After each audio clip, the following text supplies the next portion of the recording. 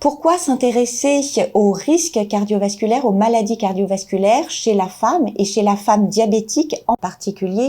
Eh bien, parce qu'il s'agit d'une urgence épidémiologique. En effet, les maladies cardiovasculaires sont devenues la première cause de mortalité chez la femme. 26% des décès en France sont imputables à ces pathologies, avec une augmentation récente, notamment de l'incidence des hospitalisations pour infarctus du myocarde, plus 5% par an chez la femme de moins de 60 ans.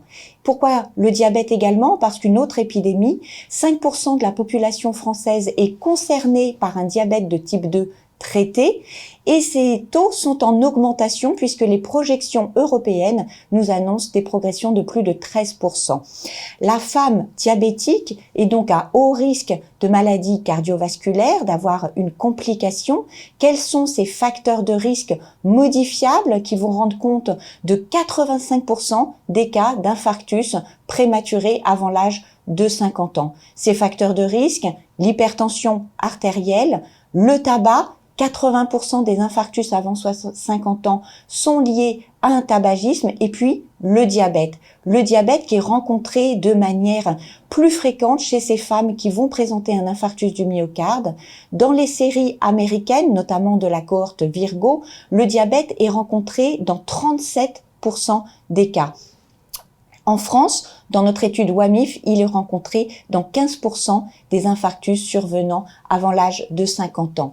Et puis ce diabète va avoir un impact différent chez la femme par rapport à l'homme. En effet, le risque relatif lié à ce diabète dans l'infarctus prématuré est de plus de 3,7 chez la femme contre 1,7 chez l'homme.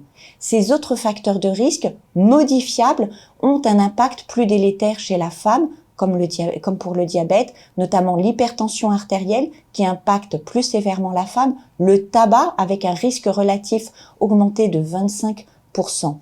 Et puis des facteurs de risque qui sont spécifiques aux femmes, notamment toutes les complications de la grossesse, le diabète gestationnel, notamment, même s'il n'est pas suivi de diabète par la suite, doit faire l'objet d'un suivi rapproché avec recherche de diabète, bien évidemment, mais également d'hypertension artérielle régulièrement et de contrôle des autres facteurs de risque, notamment dyslipidémie et sédentarité. En effet, la sédentarité, spécificité féminine, retrouvée dans 60% des cas d'infarctus dans la série Virgo et dans plus d'un tiers des cas dans notre cohorte française. Donc des facteurs de risque qui peuvent être modifiés et des maladies cardiovasculaires qui pourraient être évitées.